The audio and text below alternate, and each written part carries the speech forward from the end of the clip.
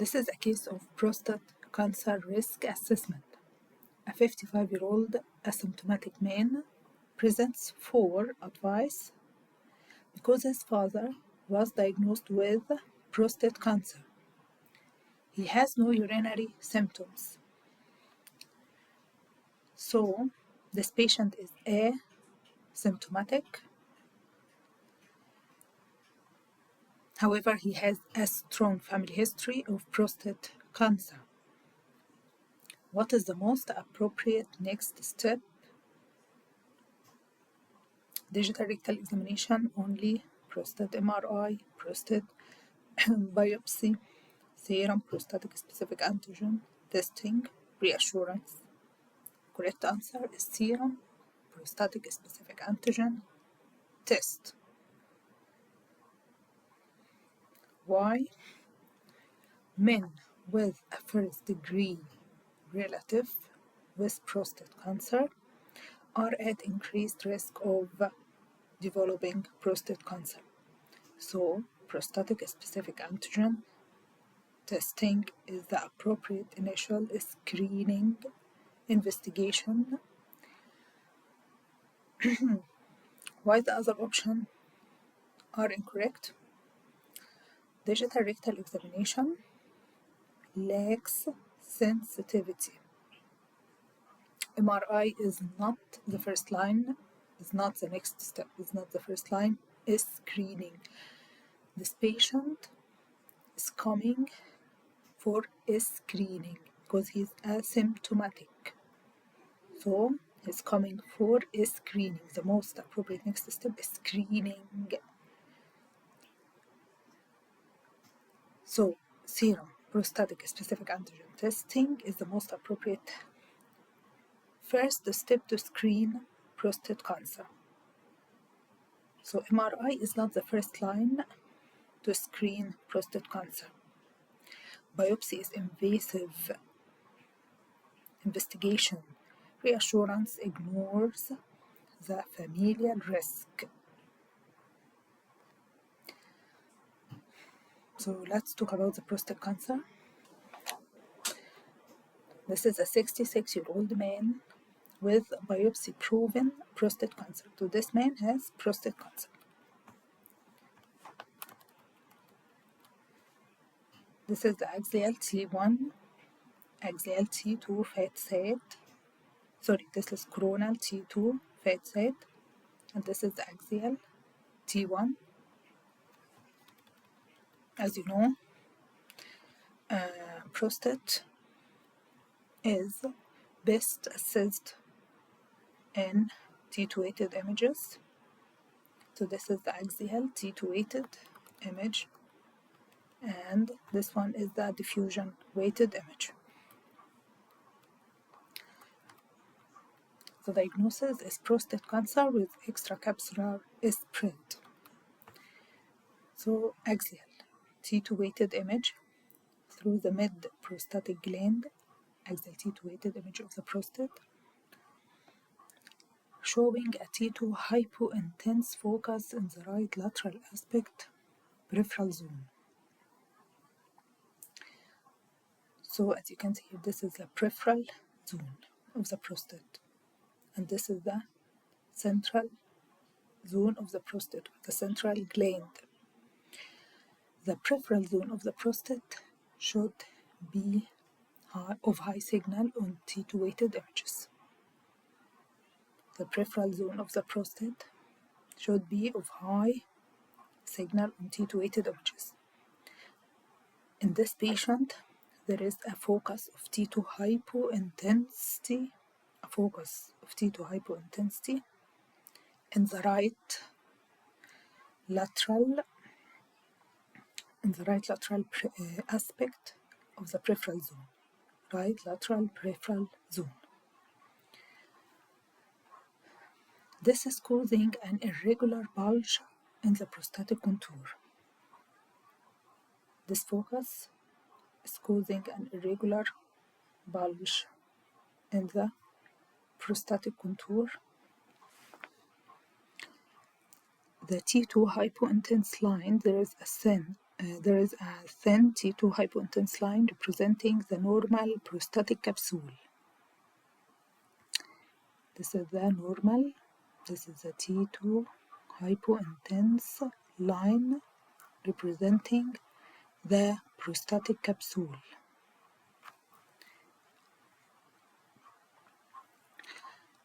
This line is obliterated at this location, indicating extracapsular spread of the lesion. So this is the focus of T2 hypointense signal, and this is the capsule. The lesion is seen extending beyond the T2 hypointense capsule, prostatic capsule. The lesion is hypointense on the corresponding ADC map. The lesion is also hypointense on the corresponding ADC map, indicating or suggesting restricted diffusion. So the lesion of low signal on T2 weighted image and of low signal on the ADC map. When the lesion shows low signal on apparent diffusion coefficient image, this suggesting or indicating that this lesion shows restricted diffusion. When the lesion shows high signal on the ADC map, this lesion shows free diffusion. So this lesion of low T2 signal and shows restricted diffusion. Fat suppressed T2 weighted coronal image. This is the coronal fat suppressed T2. This is the fat which is suppressed, and this is the T2. That's why it is T2 weighted image, because the fluid in the urinary bladder is of high signal, and the peripheral zone of the prostate is of high signal. This indicates that this is a T2 weighted image. Fat suppressed T2 weighted coronal image demonstrates the T2 hypointense area in the right lateral peripheral zone. The T2 hypointense area in the right lateral peripheral zone. This is a prostate cancer. T1 weighted image does not show any signal abnormality within the gland. This is very important. That's why we do not rely on the T2 weighted images in diagnosing prostate cancer. So as I mentioned, we do not rely on T1 weighted image in diagnosing prostate cancer. This is the T2 weighted image. You can see the peripheral zone here of high signal, the central zone of low signal. This is the T1 weighted image. The whole gland is of low signal, so you can't detect the T2 hypointense signal in the peripheral zone of prostate cancer. So T1 weighted image doesn't show any signal abnormality within the gland. Differential diagnosis: T2 hypointense focus in the peripheral zone of the prostate with corresponding diffusion restriction is consistent with prostate cancer. The bulge in prostatic contour with focal obliteration of the capsule indicates extracapsular extension. The bulge in the contour and the obliteration of the capsule indicates extracapsular extension. Extracapsular extension. Stage T1 acute prostate cancer is confined to the gland. Extracapsular extension and similar vesicle involvement represent T3 disease. T3. Stage T3. Invasion of the adjacent structures or adjacent organs is T4. So T3 representing extension of extension of the prostate cancer into the seminal vesicle or extracapsular spread, extracapsular extension or invasion of the seminal vesicles. T3 disease. T4 invasion of other adjacent organs.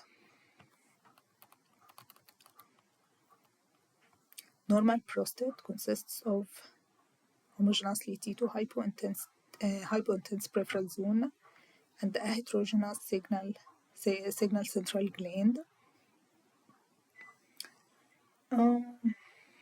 Usually the prostate cancer arises in the peripheral zone.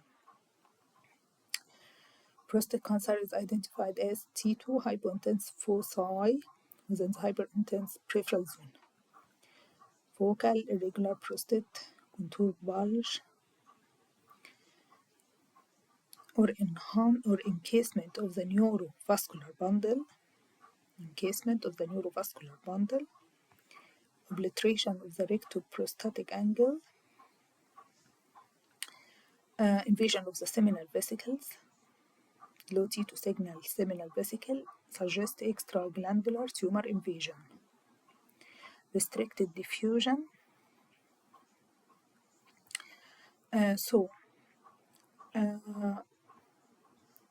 Focal bulge with obliteration, as I mentioned here, focal bulge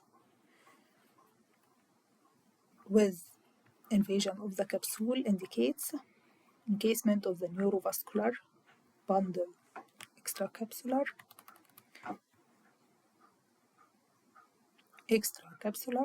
spread to encase the neurovascular bundle. The neurovascular bundle will be seen here.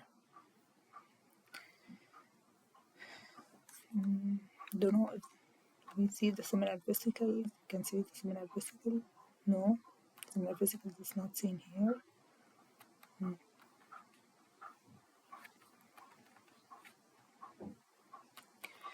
Okay. Restricted diffusion on diffusion weighted image, increased choline to citrate ratio on MR spectroscopy, increased choline on MR spectroscopy, restricted diffusion on diffusion weighted image, early hyper enhancement with rapid washout and dynamic contrast enhanced MRI or indicative of prostate cancer. All of these signs are indicating prostate cancer. So what are the prostate cancer signs on MRI? Low signal foci in the lateral zone of the prostate on T2 weighted image. So you need to look at the T2 weighted image, then the diffusion weighted image, restricted diffusion, then MR spectroscopy, increased choline to citrate ratio on MRS, then dynamic contrast enhanced MRI, early enhancement with rapid washout, early enhancement with rapid washout.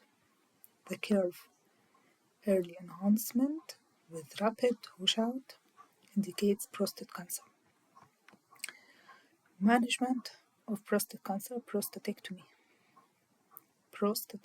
surgical resection. For disease limited to prostate, if the disease is limited to prostate, prostatectomy should be performed. Hormone ablation, radiotherapy for extraglandular extension. So in this case, there is extraglandular extension. So the treatment is prostatectomy with ablation or adjuvant radiotherapy because there is extracapsular extension. Next case, also prostate cancer, 70-year-old man with biopsy proven prostate cancer. This is the axial T2 weighted image.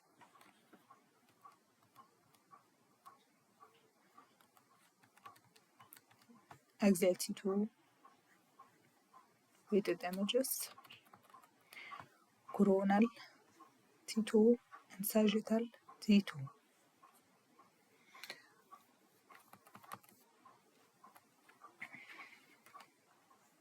Prostate cancer with seminal vesicle and neurovascular bundle involvement. Okay, this is axial T2 weighted image. So the axial T2 weighted image through the prostate base. Axial through the prostate base shows diffuse abnormal heterogeneous signal, decreased signal throughout the peripheral zone. This is the peripheral zone of the prostate. There is diffuse heterogeneous decreased signal. Diffuse heterogeneous decreased signal through the peripheral zone of the prostate, with multiple areas of contour bulge in the prostate outline.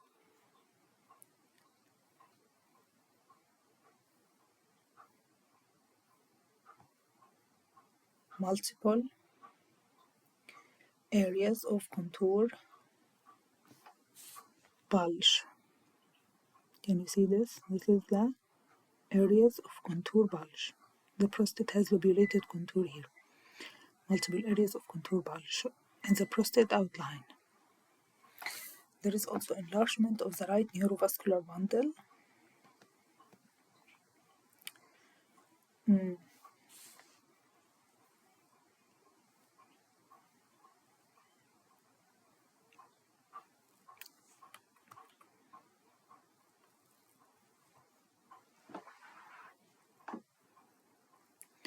Axial, coronal, and sagittal T2 weighted images through the seminal vesicle. Axial, coronal, and sagittal T2 weighted images through the seminal vesicles show contiguous areas of decreased T2 signal extending from the prostate base to the seminal vesicles bilaterally. So let's see.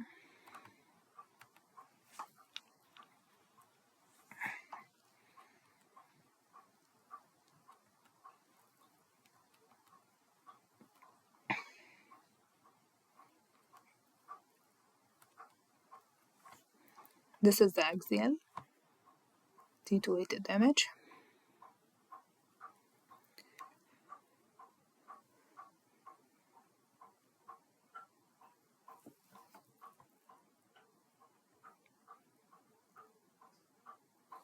And this is the sagittal T2 weighted image. And this is the coronal T2 weighted image.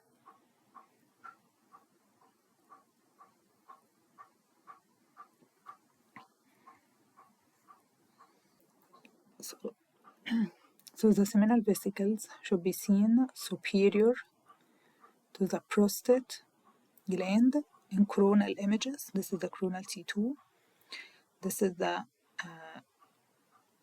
peripheral zone, transitional zone, and central zone. This is the seminal vesicles. So this is the coronal T2 weighted image. This is the peripheral zone, central and transitional zone, and this is the seminal vesicles.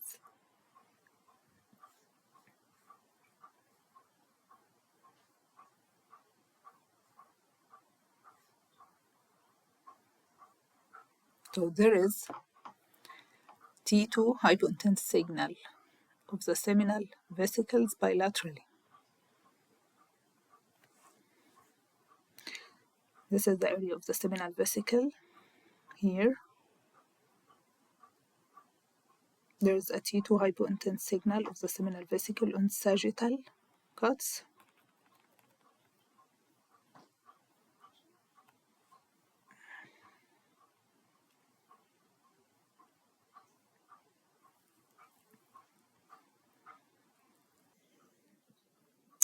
Normally, the seminal vesicle should be seen posterior to the bladder, posterior to the prostate on axial cuts.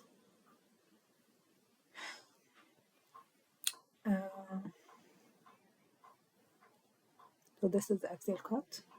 Seminal vesicle should be seen posterior to the bladder. This is the remaining seminal vesicle. So the seminal vesicle of low signal here.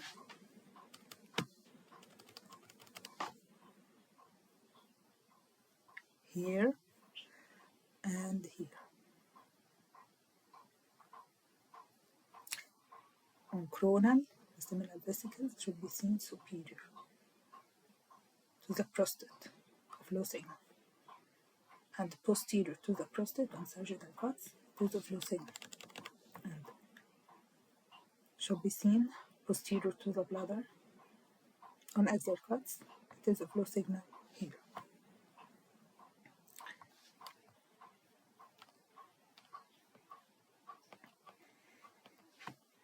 Axial, coronal, and sagittal T2-weighted images through the seminal vesicles show contiguous areas of decreased T2 signal extending from the prostate base to the bilateral seminal vesicles. Low signal, contiguous low signal extending from the prostate base to the bilateral seminal vesicles. The seminal vesicles maintain their normal architecture and high T2 signal peripherally is seen. Normal high T2 signal of the seminal vesicles is seen peripherally. Differential diagnosis. Areas of decreased T2 signal in the peripheral zone is consistent with prostate malignancy. Multiple areas of contour bulge concerning for extracapsular spread. Enlargement of the right neurovascular bundle suggests involvement by the malignancy.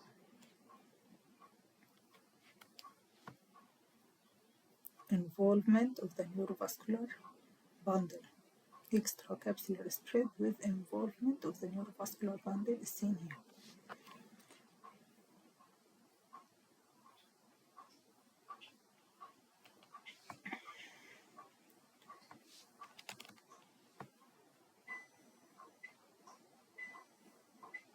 The T2 low signal infiltration into the medial aspect of the seminal vesicles, which are normally T2 hyperintense tubular structures, is consistent with seminal vesicles involvement. The T2 hyperintense signal within the medial aspect of the seminal vesicles. The seminal vesicles normally should be tubular structures of high T2 signal. This signal, this abnormal signal in the medial aspect, suggests seminal vesicles involvement. Prostate cancer with seminal vesicles and the neurovascular bundle involvement.